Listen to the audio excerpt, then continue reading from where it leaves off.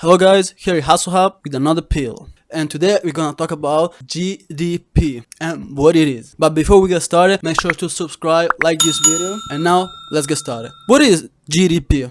GDP stands for Gross Domestic Product. It is always referred as the wealth of a country for the lifestyle quality of a country's citizens. These definitions are not wrong, but they're far from being precise. The GDP is the market value of all final goods and services produced in a country in a certain period of time, which is always calculated in years.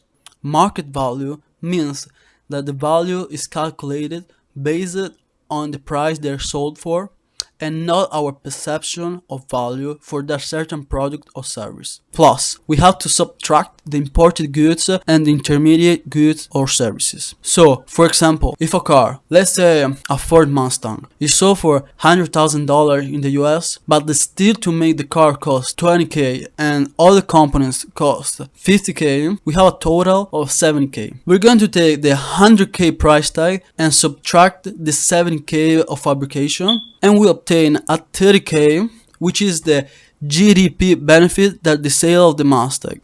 GDP is not the best way to calculate the well-being of the inhabitants of a country.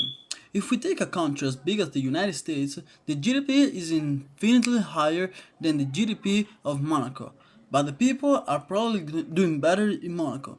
So all you have to do is divide the GDP by the number of its citizens and you have the GDP per capita. Even though this is a great way to have a better blueprint of the financial and well-being reality of a country, there are many other things that need to be considered.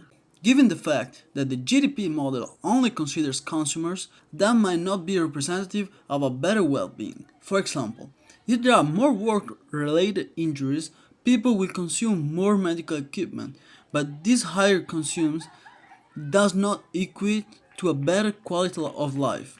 For example, the GDP per capita could be very high, but services could be very expensive as well.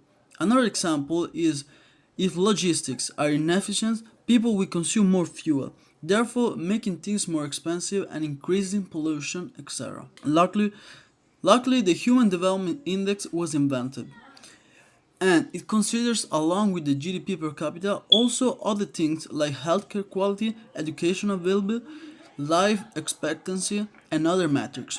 We have to say that the rankings of GDP per capita and Human Development Index are pretty similar, but it gives us a better overview. There are also metrics interesting but more likely to be far from reality, like the Gross National Happiness Index, which was invented by the King of Bhutan. Going back to the GDP, it is taken in consideration in the financial ecosystem, but there are other statements that make it easier to outline what it will be like in the future, like the indexes that calculate consumers' confidence and unemployment.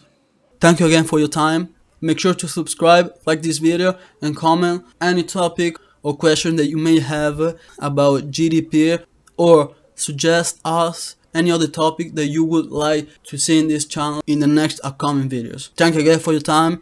Here's Hasselhub.